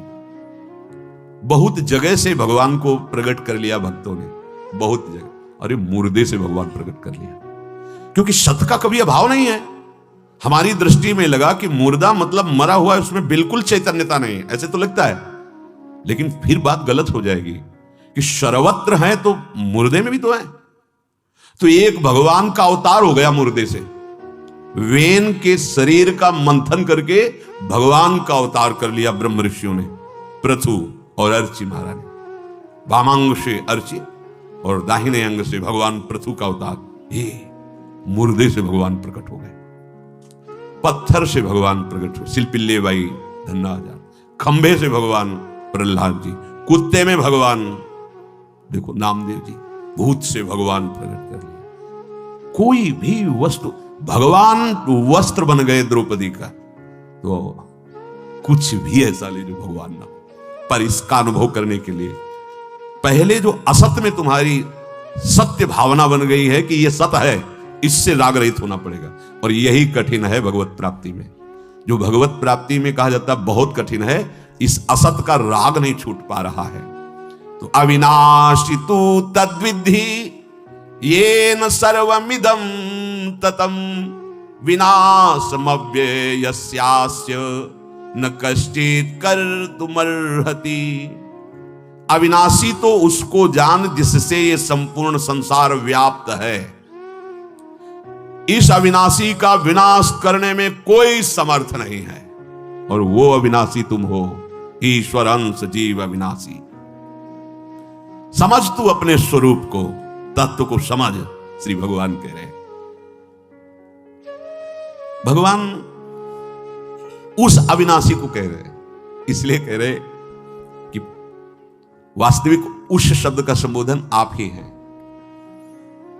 परोक्ष बताने का तात्पर्य यहां है कि इदम में ये शरीर दिख रहे हैं। जब हम कहेंगे आप प्रभु हो, तो आप कहां बुद्धि रखोगे? शरीर में, मन में, इंद्रियों में? इसी ये है नहीं। पहले इनका राग त्यागना पड़ेगा। ये तीनों का बाद होने पर स्थूल सूक्ष्म कारण, तब ज्ञान प्रकट होता है। ये जो दिख रहा है पहले ये नहीं है, इस भाव के लिए भगवान कह रहे हैं उस अविनाशी को जो तेरी दृष्टि में नहीं है, जो तेरे चिंतन में नहीं है, उस अविनाशी को तू ऐसा जान कि वो सबको घेरे हुए, सबको बाहर से भीतर से। देखो अब इसे सरल शब्दों में समझ लो। भगवान के उदर में हम सब वास कर रहे हैं, इतने बड़े भगवान हैं। जब मैया ने कहा कि मैंने रज पाई है, दाऊ दादा कहते हैं, छड़ी उठाई, तुम मानेगा नहीं, वो दंडता करता है। ऐसे कहते हैं नहीं, दाऊ दादा कहते तो बोल नहीं रहा, इसीलिए नहीं बोल रहा। भैया अभी आप मुंह खुलवा के देख लो, पूरे मुंह में भरी हुई रज है। ब्रह्मांड घाट में इसने खाई खेलते हुए। भैया ने कहा रज खाएगा बहुत नुकसान हो जाएगा, इसका मतलब इसको भय दिखाना। खोल मुंह। भगवान मनो मुस्कुरा कर, मत खोलो, नहीं डर जाओगे, मत खोलो मुख। नहीं खोल, तू दाऊ दादा के खोल। जे ही मुख खोला अनंत ब्रह्मांड, और उसी में ब्रज, और उसी में नंद बाबा अपने को भी देखा सब। आंख मूंद ली और ये निगुड़ी आंखों का कुछ होगा, मेरा तो लाला। वात्सल्य ने डांट लगाई ईश्वरी के, इस समय मेरा शासन है, तू हट। ईश्वरी को हटाया, भैया को फिर आ गया बोध कि मेरा लाला है। भगवान ने मार्कंडेय ऋषि को एक सुंदर वट पत्ते में रूप देखा भगवान का। करार विंदेन मुखार विंदम, क्या पद? करार विंदेन मुखार विंदम पदार विंदे विनिवेशयंतम वटस्य पत्रस्य पुटेशायानम बालम मुकुंदम मनसा स्मराय। भगवान अपने सी चरण का अंगूठा मुख में लिए हुए उस महाप्रलयाग्नि में एक बूंद पानी नहीं है, एक बूंद प्रलय का जल। जैसे 100 वर्ष अग्नि बरसने के बाद फिर 100 वर्ष जल, केवल जल ही जल, ऐसा स्वरूप देख रहे हैं। एक बूंद पानी नहीं है। उन्होंने कहा था माया दिखा दो, देखा मार थपेड़े खा रहे हैं। फिर इसके बाद देखा एक वट वृक्ष और उसमें पत्ते पे भगवान बाल गोविंद मुकुंद दर्शन किया, वो मुस्कुरा दिए। जी मुस्कुराए तो उधर में चले गए। अनंत ब्रह्मांड साहब। काकभूषुंड जी महाराज भगवान पार हैं, बाल स्वरूप में है। चक्रवर्ती सम्राट महाराज दशरथ जी के महल में रुंझुन रुंझुन करते हुए चल रहे और मैया ने माखन रोटी दी, ऐसे पार है। काकभूषुंड जी महाराज ललचा रहे हैं, थोड़ी जूठन गिरे और मैं पाऊं। भगवान थोड़ी गिरा, जे ही काकभूषुंड जी आते काक रूप में, भागते हैं डर के। इनको लगा कि मेरे स्वामी मुझसे भयभीत, बस मन में संशय, उधर में चले गए। अनंत ब्रह्मांड इतने बड़े भगवान हैं कि एक रोमकूप में दिखरावा मातई तीन अद्भुत रूप प्रचंड, रोम रोम प्रतिलागे कोटि कोटि ब्रह्मांड। तो देखो सब भगवान के अंदर है और इतने छोटे भगवान हैं कि जो सूक्ष्मदर्शी से भी नहीं दिखाई दे सकता, वहां भी आराम से भगवान विराजमान है। अणु अणियान महतो महियान, ये अविनाशी तत्व सबको अपने में समेटे हुए सबके अंदर है। तो बोले फिर भजन करने की जरूरत क्या, भगवत प्राप्त तो है ही है, क्योंकि भगवान के अंदर है, भगवान हमारे अंदर है। ये अनुभव करने के लिए तुम्हारा अनुभव कहां है? ये स्त्री, ये पुरुष, ये विषय, ये सुख, ये दुख, इसी के भाव को मिटाकर इस भाव में जब आ जाओगे कि वो अणु अणियान महतो महियान, तो आप तृप्त हो जाओगे, आप आनंद समुद्र में डूब जाओगे। इस सामने जो कुछ भी दिख रहा है नहीं, इसमें जो दिख नहीं रहा वो है। बड़ा सूक्ष्म विषय। एन सरमिदम ततम, जिसको भगवान कह रहे हैं कि उस अविनाशी तत्व को तू समझ, उसी को कह रहे हैं एन सरमिदम ततम। ये सब का सब वही नित्य तत्व है। पहले में व्यतिरेक पद्धति, अनुभव के लिए व्यतिरेक पद्धति आवश्यक है, ये नहीं पक्का आवश्यक है, तभी आप राग रहित होंगे। और जहां ये अनुभव हुआ तो एन सर्वमिदम ततम, ये ऐसे थोड़ी कहा जाता है कि आप भगवान का भाव करो तो जीवन मुक्त हो जाओगे, क्योंकि भगवान ही है। तुम भाव करोगे तो तुम मुक्त हो जाओगे, पर वो इतना बड़ा माया का प्रचंड खेल है कि लगता है ऐसा भगवान कैसे। हम किसी साधु को तो भगवान मान सकते हैं, अच्छे आचरणों वाले को थोड़ा सा भाव कर सकते हैं, लेकिन जो असत आचरण परायण है, गंदा स्वभाव वाला है, हम उसको भगवान कैसे मान सकते हैं? जब हम केवल एसी में बिजली को देखेंगे तो बिजली का स्वरूप हम समझेंगे ठंडा, कूलर में देखेंगे तो प्रमाण मिल जाएगा कि ठंडा ही है, लेकिन जब हीटर में देखेंगे तो ये लगेगा कि ऐसा कैसे हो सकता है? जो इतना शीतल और सुखद बिजली है वो ऐसी दुखद इतनी कैसे हो सकती है? लेकिन है ना बिजली, गड़ासा चलता है बिजली से, पानी निकलता है बिजली। जो जानता है बिजली को कि ये प्रकाश भी बिजली दे रही है, जीवन भी बिजली है, और जीवन का नाश भी बिजली बन जाती, छू जाए ना तो पूरा पालन विनाश देखो इससे हो रहा है। तो आप सब जानते हैं अगर भूल से छू जाए तो बख्शेगी नहीं कर। क्या वो बिजली नहीं है जो हमारे जीवन का पोषण कर रही है सब जगह से? क्या वो बिजली नहीं जो जीवन को नाश कर देती है? आप अगर नाश की क्रिया और बाहर पोषण की क्रिया तक केवल दृष्टि, तो आप बिजली को नहीं पहचान पाएंगे। ऐसे ही सृजन माने रचना, पालन और संहार एक ही परम तत्व अपने आप से अपने आप में कर रहा है। हम क्यों दुख भोगे, हमें क्यों मार रहा है? यही अज्ञान है। तुम भी वही हो, उसी परमात्मा अविनाशी के अविनाशी अंश हो, तुम्हें कोई नहीं मार सकता। हम भूल गए। छोटा सा बल्ब जलता है 0 पावर का, बिजली, हाइलोजन बिजली, कितना उसका विशाल स्वरूप है, कितना उसका सूक्ष्म स्वरूप है। परमात्मा ये तो जड़ है बिजली, वो तो चैतन्य घन है। तो जो क्रिया दिखाई दे रही गलत, तमोगुण प्रधान बुद्धि होने से वो पावर तमोगुण की तरफ बढ़ रहा है, उसी पावर से वो तमोगुण क्रियाएं कर रहा है, राक्षसी, गलत खाना, गलत पीना। लेकिन पावर कौन सा है? बोले परमात्मा तत्व। तो जो तत्वदर्शी है वो क्रियाओं को नहीं देखता, वो तत्व को देखता है। आप क्रिया प्रधान देखने वाले हैं और वो तत्व देखने वाला है। आप अज्ञानी और वो ज्ञानी है, कैसे समझ में आएगा? येन सर्वमिदं ततम, सब का सब संपूर्ण संसार भगवान है, नित्य तत्व है भगवान के। मैं बना हूं, इच्छा भी मैं की, बना भी मैं और समेट भी मैं को लेता। वासना वासुदेवस्य वासितम भुवनत्रयम् सर्वभूत निवासोस्मि वासुदेव नमोस्तुते। ये समझ गए तो जीवन मुक्त हो गए। बस यही बंधन है, यही बंधन। येन सर्वमिदं ततम, सब का सब संसार भगवान है, भगवान। माया ने ऐसी रचना रच दी है कि हम आप तो बहुत अभी उपासना का ककहरा पढ़ रहे हैं, जो ज्ञान में पहुंच चुके हैं, का से ज्ञान की यात्रा, उनकी भी आंखों में धूल झोंकने की सामर्थ्य रखती है माया। बहुत विचित्र। नामदेव जी को जब सर्वत्र भगवत अनुभूति होने लगी तो विट्ठल भगवान से कहा, प्रभु आप पहले छिपे छिपे घूमते थे, अब मेरे नेत्रों से छिप नहीं सकते आप विनोद में। भगवान ने कहा अच्छा, बोले पक्का, अब तो नहीं छुप सकते आप। बस बैठ के मंदिर में कीर्तन करने लगे तो दर्शनार्थी भीड़ बढ़ी, सोचा पीछे चल के कीर्तन करते हैं, प्रभु तो सर्वत्र सुनते हैं। पीछे गए तो 10-20 बच्चे आ गए, कबड्डी गुल्ली डंडा ऐसे खेलने। यहां शोर गए, किसी नदी के किनारे चलते हैं, वहां जो नदी बहती वहां एकांत में गए। बड़ा जे ही कीर्तन शुरू किया तो वहां बैलगाड़ी रुकने लगी, तंबू लगने लगे और शोरगुल मचने लगा। एकदम गुस्सा से आई और यहां क्या कर रहे हो? तो गड़ासा लेके निकला वो पुरुष, पत्नी से कहा दौड़ो दौड़ो, तंबू बाद में लगाना, भोजन पहले मिल गया, इसको मार करके पकाते हैं, खाते हैं, फिर बाद में तंबू लगाते हैं। नामदेव जी ने सोचा कीर्तन भजन तो बाद की बात है, ये तो मार डालेगा। और भागे वो गड़ासा लेके नामदेव जी धोती समेटी भागे मंदिर की तरफ, दौड़ करके पीछे देखते तो बस वो गड़ासा ले आ रहे हैं। और जब मंदिर में घुसे तब सांस आई, पीछे देखा वो तो आ नहीं रहे। प्रभु के पास गए, बोले बचा लिया प्रभु। बोले क्यों? अरे बोले पता नहीं कहाँ के वो लोग थे, गाड़ी से उतरे, वो तंबू लगाने लगे, हमने मना किया कि भजन में विक्षेप हो रहा है, तो वो गड़ासा लेके बोले मार काट के हम पका लेंगे। तो हाथी बोले पहचाने, मैं और रुक्मिणी ही तो था। बोले मैं और रुक्मिणी ही तो था।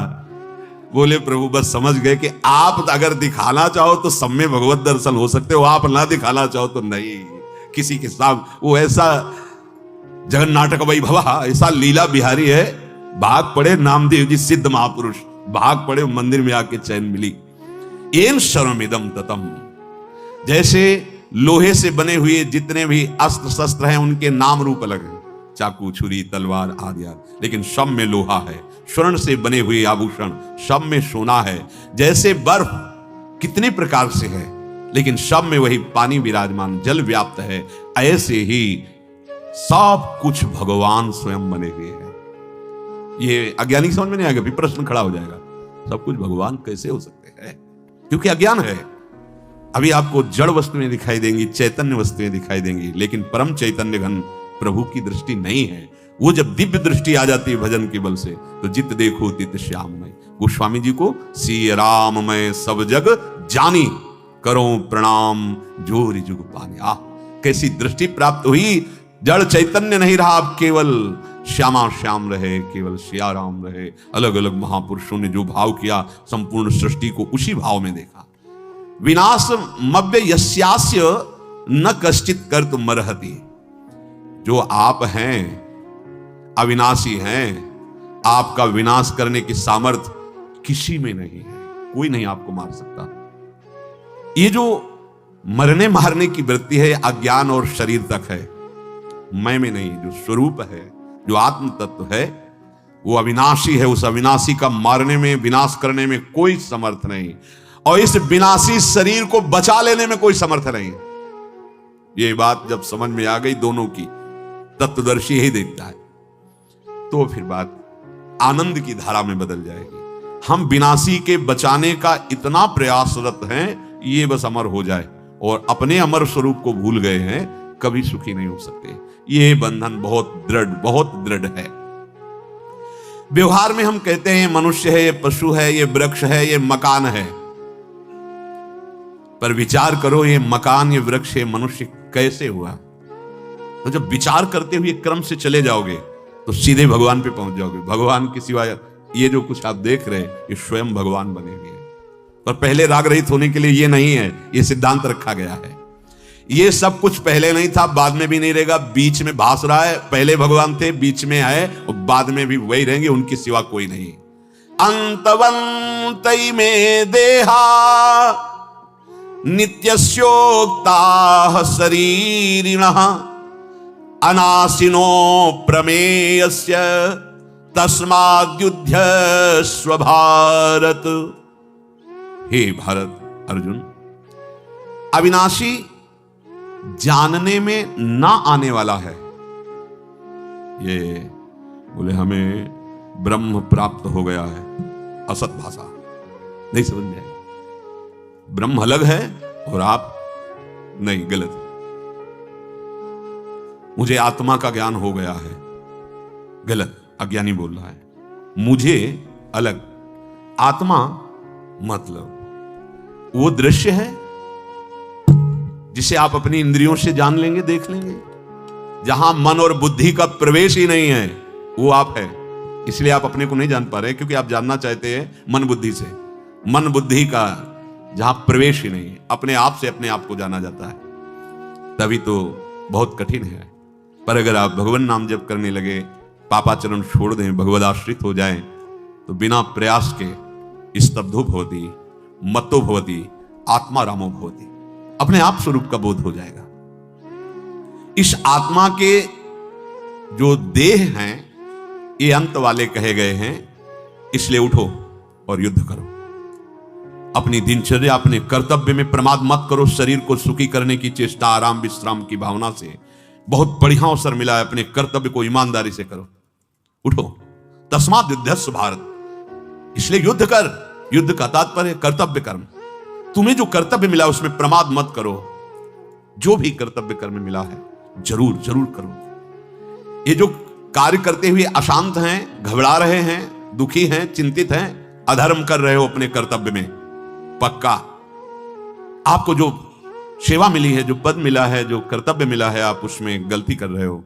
कहीं ना कहीं उस विरुद्ध चल रहे हो, सिद्धांत के विरुद्ध, कानून के विरुद्ध, तभी आपकी दशा है। नहीं, अगर उस कर्तव्य कर्म को भगवत अर्पित कर दो तो वही भगवत प्राप्ति कराने का हेतु बन जाएगा। बिना सत्संग के, बिना अध्यात्म ज्ञान के बड़ा कूड़ा जीवन होता है, बड़ा कूड़ा जीवन होता है। अनाशिनः भगवान कह रहे हैं, अनाशिनो प्रमेयस्य, किसी काल में किसी कारण से किंचन मात्र भी जिसका कभी कोई नाश नहीं कर सकता, परिवर्तन नहीं हो सकता, क्षति नहीं हो सकती, अभाव नहीं होता, उसको कहा जाता है अनाशिनः, और वो तू है। अगर ये बात समझ में आ जाए, सब काम बन जाए। भगवद अंश है ना, जैसे श्री भगवान वैसे अंश है ना। ये तो भक्ति दैन्यता का स्वरूप होती है। वो आगे द्वैत से अद्वैत, अद्वैत से वो द्वैत, वो परम विशुद्ध द्वैत होता है। सेवक स्वामी का वो कोई अज्ञान जनित नहीं होता। जिसका कभी परिवर्तन नहीं होता, जिसका कभी क्षति नहीं होती, जिसका कभी अभाव नहीं होता, उसे अनाशिनः कहते हैं। और वो अविनाशी तू है। अप्रमेयस्य, जिसको कभी प्रमाणित नहीं किया जा सकता। बोले प्रमाण दो आपको भगवत प्राप्ति। अच्छा 10 की सर्टिफिकेट है क्या? ये डिग्री है क्या? देखो, प्रमाण लेने की स्थिति है तुम्हारी। कैसे, किससे प्रमाण लोगे? कबाड़ तोड़ने वाले तराजू से हीरा जवाहरत नहीं तोला जाता। तुम्हारी बुद्धि कबाड़ तोड़ने वाली, काम क्रोध लोभ मोह मद मत्सर और बाहरी वैभव, बाहरी गुण देखने वाली है। तुम आत्मस्वरूप का अनुभव किए बिना आत्मस्वरूप को कैसे जान सकते हो? या आत्मस्वरूप को प्राप्त महापुरुष को कैसे जान सकते हो? बाहरी पार्थिव दृष्टि से, बाहरी क्रियाओं से कदापि नहीं। अप्रमेयस्य, उसका प्रमाण नहीं दिया जा सकता। प्रमाण का विषय नहीं है, अंतःकरण का वो विषय नहीं है, इंद्रियों का विषय नहीं है। कौन? तू। इसीलिए तुम अपने को नहीं जान पा रहे, क्योंकि आप अपने को शरीर माने हुए हो, अंतःकरण माने हुए हो, इंद्रियों में तन्मयता की हो, भोगों में लगे, इसलिए नहीं जान पा रहे हो। और आपका स्वरूप महाआनंदमय, किसी आनंद की जरूरत नहीं आपको। जिसमें अंतःकरण और इंद्रियां प्रमाण नहीं होती, केवल महापुरुष के वचन प्रमाण होते हैं, वो है अप्रमेय तू। मान ले बात। शास्त्र और संत महापुरुष उसका अनुभव कराते हैं अपनी कृपा से। मोक्ष मूलम गुरु कृपा, इसलिए कृपा शब्द का प्रयोग किया गया है। जो श्रद्धालु होते हैं और विश्वासी होते हैं, जो संत में, गुरुदेव में पूर्ण श्रद्धा विश्वास, शास्त्र और संत के वचन यथावत, उनको ये स्वाभाविक अनुभव होने लगेगा। ये इसकी महिमा है, स्वाभाविक अनुभव में आने लगेगा, अपने आप से अपने आप में। ये गूढ़ विषय है। तभी मंत्र मूलम गुरु वाक्यम, मोक्ष मूलम गुरु कृपा। जिसको जितना संत वचनों पे विश्वास है, श्रद्धा है, वो उतना ही इस तत्व का प्रकाश होने लगेगा अपने आप। श्रद्धावान लभते ज्ञानम तत्परा से इंद्रिया ज्ञानम लब्ध्वा परम शांति मच्रेणादि गच्छति। ये केवल श्रद्धा और विश्वास से अनुभव में आएगा, प्रमाणित नहीं किया जा सकता, प्रमाण का विषय नहीं। जैसे महापुरुषों से पूछा गया कि आपको भगवत प्राप्ति हुई है क्या, या तो मौन रहे और या फिर ऐसे इशारे दिए हैं कि तुम अधिकारी हो तो पकड़ लो। जब मैं था तब हरि नहीं, अब हरि है मैं ना। लाली मेरे लाल की जित देखूं तित लाल, लाली देखन मैं चली तो मैं भी हो गई लाल। पकड़ लो, ना हां और ना ना, क्योंकि हां तो अनंत है, नहीं कह सकते, ना कह नहीं सकते, क्योंकि उसके सिवा और कोई आधार नहीं। फिर है कैसे? फिर बड़े बड़े महापुरुष डूबे कहां हैं? ये जो कहा जाता है हमें भगवत प्राप्ति हो गया, वाणी का विषय है, अनुभव का विषय नहीं। इसलिए जब वो बात कही जाती है तुमको लगता है कि हमें शायद अपमानित भाषा बोली जा रही, नहीं, आपका सम्मान हो रहा है, क्योंकि आप देह भाव से युक्त हैं। उससे छोड़ो और स्वरूप में आ जाओ। फिर किससे बोलोगे? एक है, किसको बोल रहे हो कि मुझे भगवत प्राप्ति हो गई? दूसरा नजर आ रहा है ना, अभी भगवत प्राप्ति नहीं हुई। एक बार भगवत साक्षात्कार होने में सर्वत्र भगवत साक्षात्कार होता है। अपने प्रभु के सिवा कोई दिखाई नहीं देता है। स्वयं स्वयं जिन चीजों को हम अपने में स्वीकार करते चले जाते हैं, इसलिए वो सब स्वरूप विस्मृति कराती चली जाती है। अगर आप संत वाक्यों पर श्रद्धा कर लें तो आपका काम बन जाए, पर संत किसी को बाध्य नहीं करते। ये बात सुनो, संत किसी को बाध्य नहीं करते। तुम्हारी प्रबल श्रद्धा होगी, तुम प्रबल श्रद्धा करो, ना करो तुम्हारी इच्छा, करो तुम्हारी इच्छा। संत वचनों में श्रद्धा करोगे तो शास्त्रों में जो लिखा हुआ तत्व है, वो श्रद्धा का कारण तुम्हारे हृदय में वो प्रकाशित होने लगेगा। नित्यस्य, वो नित्य निरंतर है। ऐसा नहीं कि संत से मिलन हुआ तो वो जगा, नहीं, पहले नहीं था बाद में नहीं, ऐसा नहीं। वो सत्य तत्व था, है, रहेगा। पर संत से जब आप मिले, उनके वाक्यों पर विचार करने लगे, तो असत का बाध्य हो गया और सत्य प्रकाशित हो गया, जो आप हैं। एक बार पूज्य स्वामी श्री अखंडानंद जी महाराज ने कहा कि उड़िया बाबा जी से कि बाबा ये जीवन मुक्तता क्या है? उनका अविद्या। बोले बाबा ये बात तो हमने शास्त्रों में नहीं पढ़ी। शास्त्रों में तो है कि अविद्या मुक्त ही जीवन मुक्त है, वो आप कहते हैं अविद्या ही है। तो बोले जब जीवन मुक्त नहीं हुआ था तब भी स्वरूप तो वैसे ही था, जब जीवन मुक्त हो गया तब भी तो स्वरूप वही है। तो अविद्या ही तो है जीवन मुक्तता। आप अपने को बंधे मान रहे थे, अब आप अपने को छूटे हुए मान रहे हैं। बात तो आप तो पहले को आपको किसने बांध रखा था? अनुभूत महापुरुष के वचन से ही शास्त्रों का सार अनुभव में आता। नहीं आता। अंतवंती में देहा उक्ता शरीरिणा, अविनाशी अप्रमेय नित्य तुम आप हो। आप आत्मस्वरूप, तुम्हारे जितने शरीर हैं ये सब अंत वाले कहेंगे, इनका नाश होगा, चाहे स्थूल हो, चाहे सूक्ष्म हो, चाहे कारण हो, या किसी भी योनि का हो। ये प्रतिक्षण नष्ट हो रहे हैं, इनसे प्यार मत करो, इनसे राग मत करो, भगवत स्वरूप मानकर सेवा करो, मुक्त हो जाओ। जो प्यार करो तो अंदर में बैठे हुए तत्व को प्यार करो, बाहरी ढांचे को नहीं। सब बाहरी ढांचे को प्यार समझते हैं, तभी माथा पकड़ के रोना पड़ता है, विषाद युक्त शोक युक्त होते हैं। अंत ही अंत है, अंतवंत ही में देहा, अंत ही अंत है, इसमें कुछ नहीं कभी भी किसी क्षण भी, क्योंकि अंत की तरफ ये प्रतिपल प्रवाहित हो रहा है। प्रत्येक प्राणी के स्थूल सूक्ष्म कारण तीनों शरीर हैं। ये आत्म तत्व नहीं है, ये प्रतिक्षण परिवर्तनशील है, इनका अंत होगा, आपका नहीं। आप बंध गए अपने आप में, जो जो कुछ स्वीकार करते गए, इसीलिए आपको सब छोड़ना होगा अंदर से। बहुत सुंदर विषय है। आपने शरीर को मैं रख लिया। अब देखो शुद्ध तत्व में रखते जा रहे हैं आप, तो मैं पुरुष, मैं स्त्री। अब इतना प्यार शरीर से है कि आप भूल गए अपने आप को। तो यही लगता है मैं। अपने को शरीर में रखने से मैंपन शरीर में आ गया। शरीर में इतनी ममता पैदा हो गई कि इससे ज्यादा प्यारा कोई है ही नहीं। देख लो, अपने शरीर से प्यारा कोई। क्यों? मैं आपने स्वीकार कर लिया। देखो यहां सब स्वीकृति से हो रहा है। पवित्र बुद्धि सत्संग से और आपकी स्वीकृति बदल जाए तो अभी परमानंद का अनुभव। आपने अपने ऊपर कितना बोझा लाद रखा है।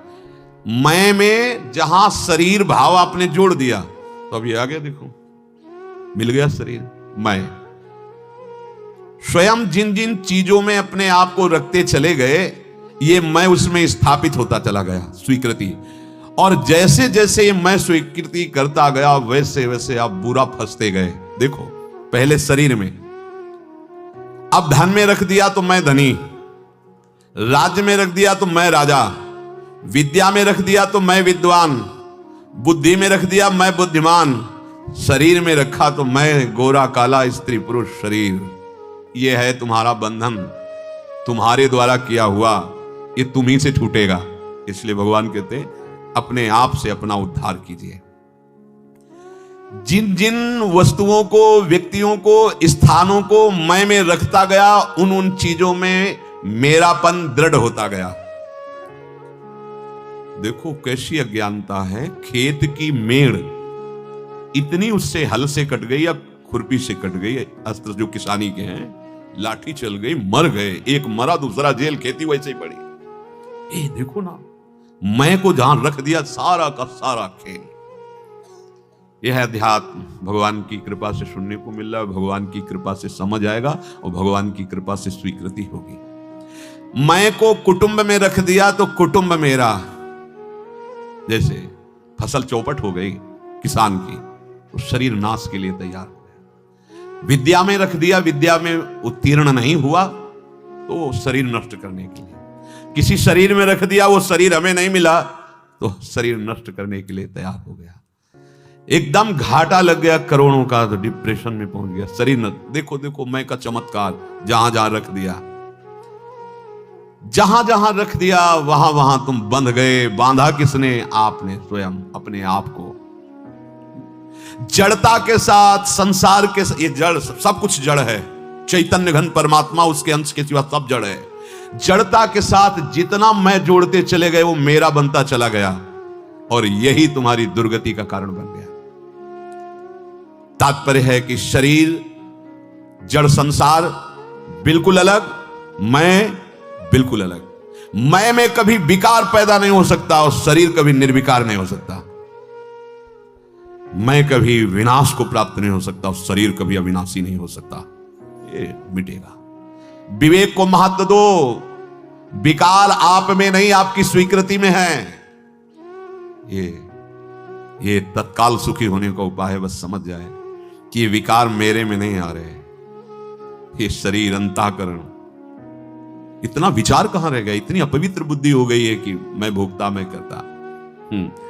एक ने प्रश्न किया, आप कहते सब में भगवान है, मैं तो अपनी जिससे प्रीति करता हूं उसको भगवान मानता हूं, फिर आपका क्यों आप बार बार कहते थे कि ये गर्लफ्रेंड, बॉयफ्रेंड, ये सब बंधन कारक गलत मार्ग है? आप ऐसा क्यों कहते हैं? बड़ी बुद्धि है। उदाहरण दिया कि जब सब में भगवान है तो आप ये बताओ कि हिरण से प्रीति की भरत जी ने आप ही कहते, उनकी दुर्गति क्यों हो गई? तुम सुन के बोल रहे हो ना। हिरण के 5 भौतिक शरीर में प्रीति कर रहे थे, ना कि भगवान का दर्शन कर रहे थे।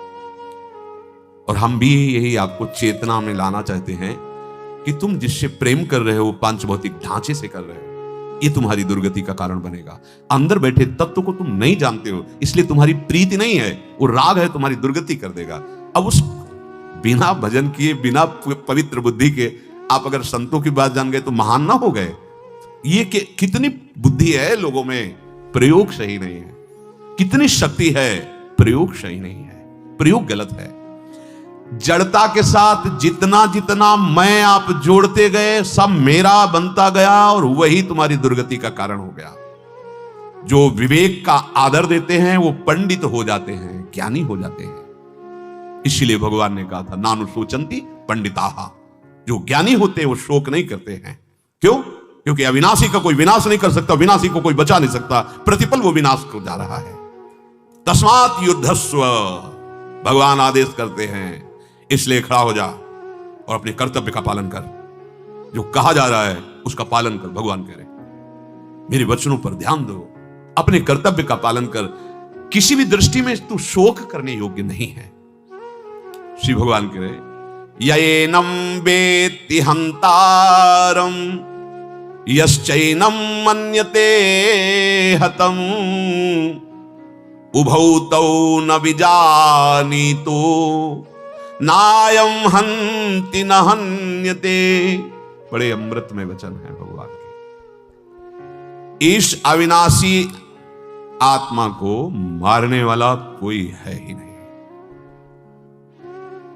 ये किसी को नहीं मारता, इसको कोई नहीं मार सकता, पक्का है। किसी को क्यों नहीं मार? क्योंकि कोई और है नहीं, एक आत्म तत्व है। घड़े बहुत हैं, ये सब घड़े हैं, एक अनेक मायाकृत शरीर, एक परमात्मा। बड़ा सुंदर अगर ये बात बैठ जाए। आज अनेकता ही का तो हो रहा है सब, बाहरी बुद्धि, सब बाहरी बुद्धि, बाहरी बुद्धि, ये अमुक अमुक अमुक अमुक अमुक अमुक नानात्व।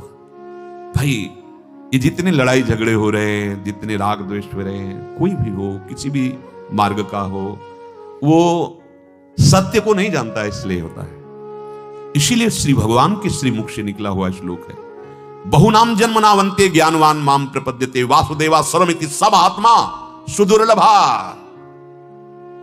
बोले ये राक्षस कैसे तुम्हारे सामने बैठ गया आके? आपको तत्काल तिरस्कार करके भगाना चाहिए। आपकी बुद्धि निर्णय करती है राक्षस है, मेरी बुद्धि निर्णय करती है मेरा प्रभु इस रूप में आया है। तो हमने तो चरणों में प्रणाम किया कि मैं प्रणाम करता हूं प्रभु, आप बंधन तोड़ करके हमें दर्शन देने आए, आइए स्वागतम। वो महाभागा स्वागत है मेरे प्रीतम। आप चश्मा आपका राक्षसी लगा है तो चश्मा में राक्षस दिखाई दिया, उतारो चश्मा त्रिगुणात्मिका माया का और फिर देखो भगवान क्या कह रहे हैं, एक अविनाशी वही तो है, वही सब, एक कुछ नहीं, वही मिट्टी, मिट्टी का ही सवार बना हुआ है, मिट्टी का ही घोड़ा। जैसे अभी दीपावली में आएंगे चीनी के खिलौने देखिए ना, घोड़ा भी चीनी का और सवार भी चीनी का, चाहे सवार से शुरू करो चाहे घोड़े से, मीठा ही मीठा। हाँ वासुदेवा सर्वमिति। ए भाई जीवन मुक्त हुए बिना नहीं जान सकते ये बात, चलो नहीं तो फंसते चले जाओगे।